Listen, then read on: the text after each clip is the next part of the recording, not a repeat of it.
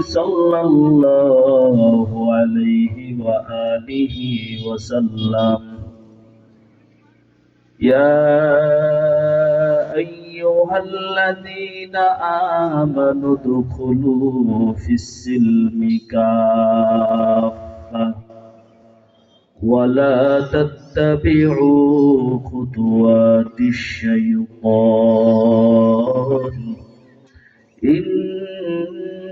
إنه لكم عدو مبين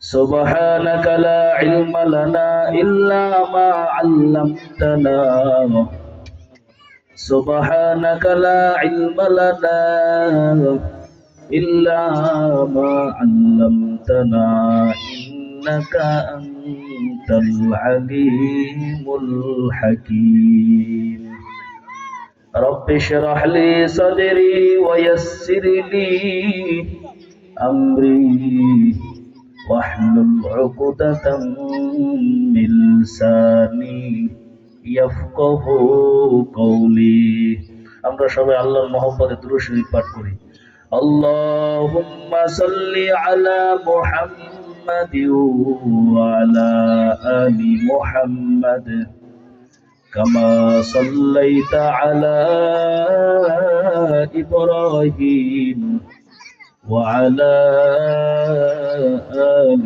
إبراهيم إنك حميد مجيد اللهم بارك على محمد وعلى آل محمد كما باركت على إبراهيم وعلى آل إبراهيم إنك حميد مجيد सूरज ने दिया अपने शुआओं को या पैगाम सूरज ने दिया अपने शुआओं को या पैगाम दुनिया है अजब चीज़ कभी सुबह कभी शाम दुनिया है अजब चीज़ कभी सुबह कभी शाम दुनिया में हो दुनिया को तलबगार नहीं हो दुनिया में हो दुनिया को तलबगार नहीं हो बाजार से गुजर हो खरीददार नहीं हो बाजार से गुजर हो खरीददार नहीं हो ला इलाहा ইল্লাল্লাহ সবাই আল্লাহর মহব্বতে নবীর মহব্বতে জিহ্বা লড়াইয়া জিকির করি সারাদিন তো শীতে জিহ্বাটা মোটা হয়ে গেছে একটু জিহ্বা লড়াইয়া জিকির করি ভালো লাগবে লা ইলাহা ইল্লাল্লাহ লা ইলাহা ইল্লাল্লাহ লা ইলাহা ইল্লাল্লাহ لا إله إلا الله لا إله إلا الله لا إله إلا الله لا إله إلا الله لا إله إلا الله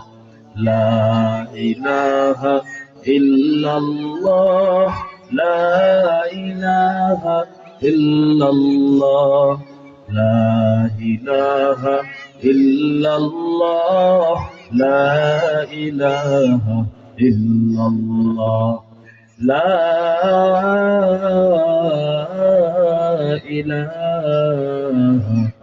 إلا الله محمد رسول الله সাল্লাল্লাহু আলাইহি ওয়াসাল্লাম দারুল উলুম সুগম কওমি মাদ্রাসা ও এতিমখানা কিন্ডার গার্ডেন এর বার্ষিক ওয়াজ ও দোয়ার মাহফিল আজকের এই মাহফিলে উপস্থিত আন্তর্জাতিক খ্যাতিমান সম্পন্ন বক্তাবৃন্দ, মুআজ্জাজ মুকাররম, জাতির মাথার মুকুট, জাতির পথ প্রদর্শক, হক্কানি বুজুর্গ উলামায়ে কেরাম, দূর দূরান্ত থেকে আগত আল্লাহ পাকের আশিকিন, জাকিরিন, শাকিরিন, মুহিব্বিন, মুরব্বিন আজম, কলিজার টুকরা সমবয়সী যুবক বন্ধুগণ, স্নেহের ছোট ভাই, পর্দার আড়ালে উপস্থিত আমার সম্মানিত মা ও বোনেরা, আল্লাহ তাআলা সবাইকে এই জান্নাতের মজলিসে সহি সালামতে আসা বসার তৌফিক দান করেন।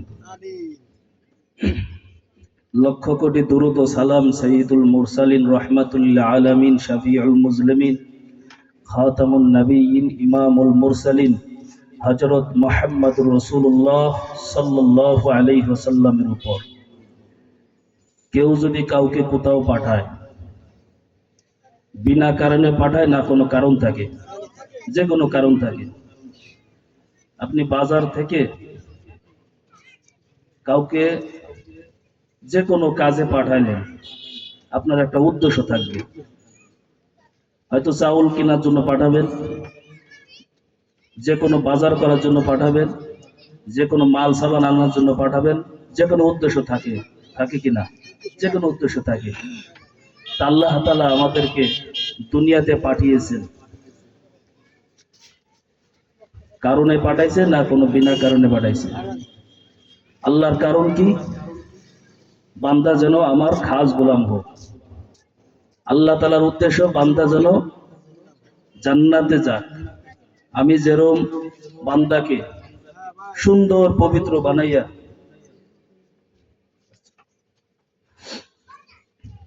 সময় সংক্ষেপ, এই জন্য সংক্ষিপ্ত কিছু কথা বলে আমি ছেড়ে দিব। আপনারা কি অধৈর্য হইতেছেন? আল্লাহ কবুল করুন।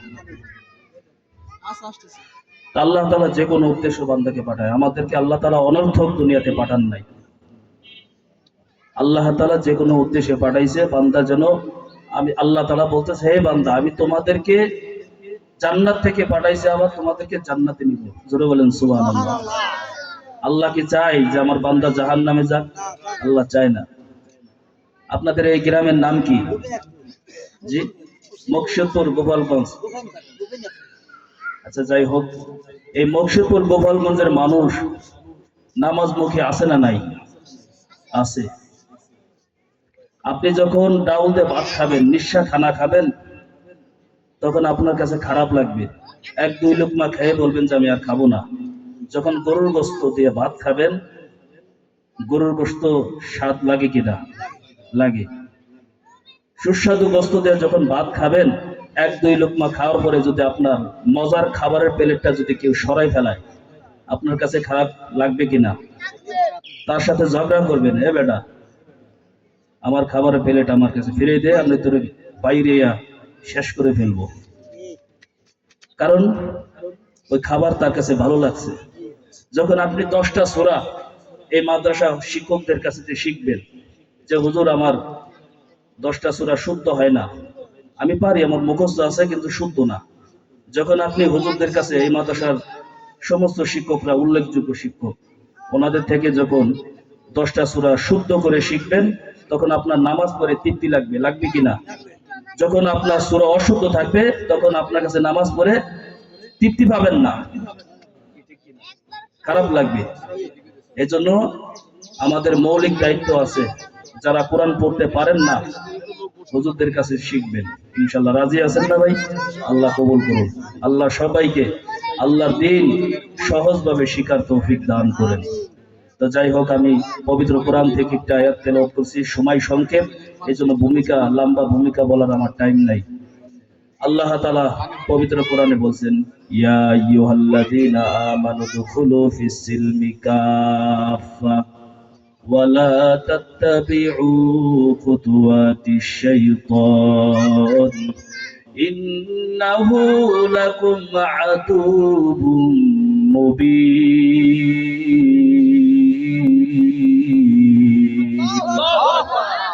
আরো জোরে করে আল্লাহু আকবার। আল্লাহু আকবার বলে ঈমান তাজা হয়। শাহজালাল রহমাতুল্লাহি আলাইহি আল্লাহু আকবার ধ্বনি দিয়া গৌর গোবিন্দকে ধ্বংস করছে। গৌর গোবিন্দ আল্লাহর ওলিকে বলছে, হে আল্লাহর ওলি,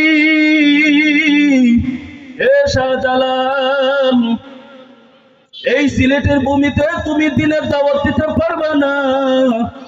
শাহজালাল রহমাতুল্লাহি আলাইহি বলতেছে, গৌর গোবিন্দ, আমি যতদিন পর্যন্ত সিলেটে থাকবো ততদিন পর্যন্ত তুই দিনের দাওয়াত বন্ধ করতে পারবি না। জোরে বলেন আল্লাহু আকবার। গৌর গোবিন্দ লম্বা ঘটনা সংক্ষেপ করে বলে ছেড়ে দিব।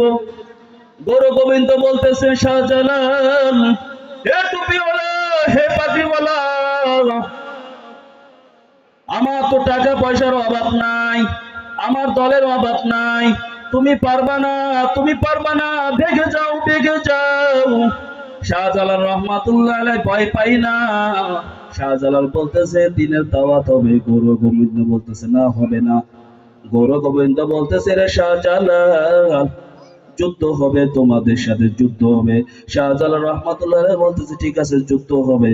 যুদ্ধের ঘোষণা দিয়ে দিল, আগামীকাল দুপুরবেলা যুদ্ধ হবে। শাহজালাল রহমাতুল্লাহ আলাইহি সিজদা করে কাঁদতেছে, ও দয়ার মালিক,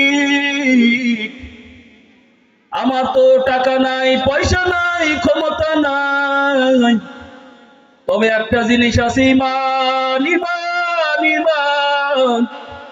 ও দয়ার মালিক, তুমি ছাড়া আমার সাথে কেউ নাই রে আল্লাহ। সিজদা করে কাঁদতেছে আর বলতেছে, দয়ার মালিক, তুমি একটা ফয়সালা করে দাও। আসমান থেকে ফয়সালা আসলে, রে শাহজালাল, তোমার কাফেলার মধ্যে যার এক ওয়াক্ত নামাজ কাজা হয় নাই তার মুখে হবে ফজরের আযান। যদি ফজরের আযান দেয়, ওই ফজরের আযানের মধ্যে গৌর গোবিন্দর পতন হয়ে যাবে। জোরে বলেন আল্লাহু আকবার। শাহজালাল বলতেছে, কার এক ওয়াক্ত নামাজ কাজা হয় না দাঁড়ায় যাও। একজন আল্লাহর ওলি বলতেছে, হুজুর, আমার জীবনে এক ওয়াক্ত নামাজ কাজা হয় নাই।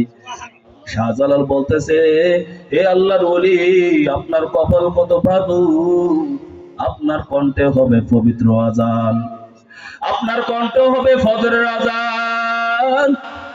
আল্লাহর ওলি ফজরের আযান দেওয়ার জন্য দাঁড়িয়ে গেল। আল্লাহর ওলি আযান দিতেছে, আযান দিতেছে, যখন বলতেছে, হাইয়া আলাস সালাহ, হাইয়া আলাস সালাহ, হাইয়া আলাল ফালাহ, হাইয়া আলাল ফালাহ, আসসালাতু খায়রুম মিনান নাওম। আল্লাহর ওলির আযান শেষ না হইতে হইতে গৌর গোবিন্দর পতন হয়ে গেছে। এর মুসলমান আল্লাহু আকবার বললে ঈমান তাজা হয়, আল্লাহু আকবার বললে ঈমান তাজা হয়। কথা বলেন ঠিক কিনা? এই জন্য সবাই জোরে জোরে আল্লাহু আকবারের ধ্বনি উচ্চারণ করবেন। ও মুসলমান আল্লাহর গোলাম, এখনো সময় আছে, আল্লাহর পথে ফিরে আসো। ও মুসলমান, হাতে দড়ি পায়ে ধরিলে যুবক, আর কতকাল দুনিয়ার বাহাদুরি করবারে বাবা। ইসলামের জন্য আল্লাহওয়ালারা কত কষ্ট মুজাহাদা করতেছে রে যুবক। সাহাবী হযরত খুবাইব রাদিয়াল্লাহু তাআলা আনহু ইসলামের জন্য বেঈমানের অত্যাচারের শিকার হয়েছে। হযরত বেলাল রাদিয়াল্লাহু তাআলা আনহু ইসলামের অন্তর্ভুক্ত হওয়ার কারণে বেঈমানদের নির্যাতনের শিকার হয়েছে। হযরত আলী রাদিয়াল্লাহু তাআলা আনহু, হযরত ওমর রাদিয়াল্লাহু তাআলা আনহু, হযরত খালিদ বিন রাদিয়াল্লাহু তাআলা আনহু, বাকের বাচ্চা বাক হযরত খালিদ যে কোটা যুদ্ধ করছে, একটা যুদ্ধ তিনি পরাজিত হয় নাই। আল্লাহু আকবার ধ্বনি দিয়া সাহাবীরা যুদ্ধ করেছে। এর মুসলমান আল্লাহর গোলাম, হিদায়াতের মালিক হলেন আমার আল্লাহ। হিদায়াতের মালিক কে? জোরে বলেন। হিদায়াতের মালিক আমার আল্লাহ, রিজিকের মালিক হলেন আমার আল্লাহর যুবক। এখনো সময় আছে, আলেম উলামাদের পক্ষে স্লোগান দাও, আলেম উলামাদের সাথে থাকো। তোমার খাওয়া বন্ধ হবে না, তোমার রিজিক বন্ধ হবে না। আল্লাহ বলছে, যে ব্যক্তি জিহাদ করার জন্য, ইসলাম রক্ষা করার জন্য, নবীর ইজ্জত রক্ষা করার জন্য যারা মাঠে নামবে, আমি আল্লাহ তাআলা তার জন্য এক ওয়াক্ত খানা বন্ধ করব না। এর মুসলমান আল্লাহর গোলাম, আপনি যখন ইসলামের জন্য, ইসলামের অন্তর্ভুক্ত হয়ে চলবেন, লক্ষ লক্ষ ফেরেশতার মাধ্যমে আল্লাহ তাআলা আপনাকে সাহায্য করবে, শয়তান আপনাকে বাধা দিতে পারবে না। ও মুসলমান আল্লাহর গোলাম, আল্লাহর পথে ফিরে আসো এ যুবক, এখনো সময় আছে, আল্লাহর পথে ফিরে আসো।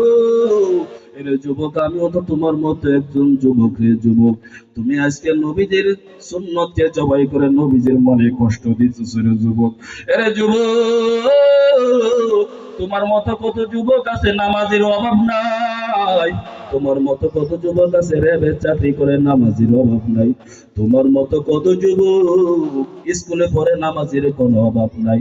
তুমি কেন নামাজ পড়ো না? রে যুবক, কপাল পুড়ে গেছে, কপাল পুরা মনে হয় পড়াজও লাগবে না। এর যুবক, হাতে দড়ি পাই দড়ি, এখনো সময় আছে, আল্লাহর পথে ফিরে আসো, নামাজমুখী হও। এই মাদ্রাসার পাশে মসজিদ, যখন ফজরের আযান কানের ভিতরে আসবে, সাথে সাথে আরবের মুহাররম করিয়া মসজিদে আসো, নামাজ আদায় করো। আল্লাহ তাআলা ডাক দিয়া কয়, রে বান্দা, ফজরের সময় হয়ে গেছে, বান্দা আসো, নামাজ আদায় করো।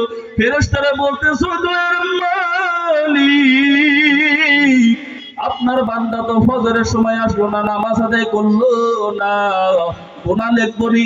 আল্লাহ বলে, না ফেরেশতা, না, বান্দা ফজরের সময় আসে নাই তো কি হয়েছে, জোহরের সময় আসবে, জোহরের সময় হয়ে গেছে, জোহরের সময় শেষ, বান্দা যখন নামাজে গেল না।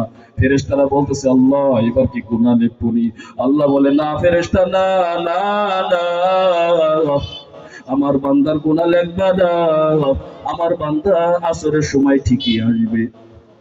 আসরের সময় শেষ হয়ে গেল, বান্দা তারপরও আসরের নামাজ আদায় করলো না। এবার ফেরেশতারা বলতেছে, দয়ার মালিক, আপনার বান্দার গুনাহ লিখবনি। আল্লাহ বলে, না ফেরেশতা, না, না, আমার বান্দার গুনাহ লিখবা না, আমার বান্দা মাগরিবের সময় আসবে, নামাজ আদায় করবে। মাগরিবের সময় শেষ হয়ে গেল, বান্দা মাগরিবের নামাজে গেল না। ফেরেশতারা বলতেছে, দয়ার মালিক, গুনাহ লিখবনি। আল্লাহ বলতেছে, না ফেরেশতার দল, গুনাহ লিখবা না, আমার বান্দা মাগরিবের সময় আসে নাই, ইশারের সময় ঠিকই আসবে। ইশারের সময় শেষ হয়ে গেল, বান্দা মসজিদে গেল না, নামাজ আদায় করলো না। আল্লাহ এরপরও বান্দাকে ছাড় দেয়। ফেরেশতারা বলতেছে, দয়ার মালিক, ইশারের সময় শেষ হয়ে গেল, তোমার বান্দা তো ইশারের নামাজ আদায় করলো না, গুনাহ লিখবনি। আল্লাহ বলে, না ফেরেশতার দল, আমার বান্দার গুনাহ লিখবা না, আমার বান্দা ইশারের নামাজ আদায় করে নাই, পুরা 5 ওয়াক্ত নামাজ আদায় করে নাই, কিন্তু তাহাজ্জুদের সময় আমার বান্দা ঠিকই তওবা করবে। তাহাজ্জুদের সময় শেষ হয়ে গেল, ফেরেশতারা বলতেছে, দয়ার মালিক, এবার আপনার বান্দার গুনাহ লিখবনি। আল্লাহ বলতেছে, না, না, না, আমার বান্দা। এবার আল্লাহ তাআলা বলতেছে, হ্যাঁ এবার তোমরা গুনাহ লেখো। আল্লাহ তাআলা বান্দাকে এইভাবে ছাড় দেয়। এবার আল্লাহ বলতেছে, রে ফেরেশতার দল, আমার বান্দা 5 ওয়াক্ত নামাজ আদায় করে নাই, কিন্তু হায়াত থাকা অবস্থায় একদিন হলো আমি আল্লাহ তাআলার দরবারে ফিরে আসবে। জোরে বলেন সুবহানাল্লাহ। এ মুসলমান আল্লাহর গোলাম, এ মকসেদপুর গোপালগঞ্জের মুসলমান আল্লাহর গোলাম, আল্লাহ তাআলা বান্দার জন্য তওবা করার জন্য কত সুযোগ দিয়েছে। ও মুসলমান, এখনো সময় আছে, আল্লাহর পথে ফিরে আসো। যখন নিঃশ্বাস বন্ধ হয়ে যাবে, তখন আর তওবা করার আর সুযোগ থাকবে না। এ জীবনে না করিলাম বন্দেগী, গুনাহ করে কাটাইলাম জিন্দেগি, গুনাহ করে কাটাইলাম জিন্দেগি, তওবা করে আবার তওবা ভাঙ্গিলাম। আমি ছেড়ে দেবো, হুজুর নিয়ে আসেন। আমার পরে যিনি বয়ান করেন তারা নিয়ে আসেন, আমি এই গজলটা বলে ছেড়ে দিব। অবশেষে খাটি তওবা করিলাম, অবশেষে খাটি তওবা করিলাম, যত আল্লাহর ওলি হইল কান্দিয়া, যত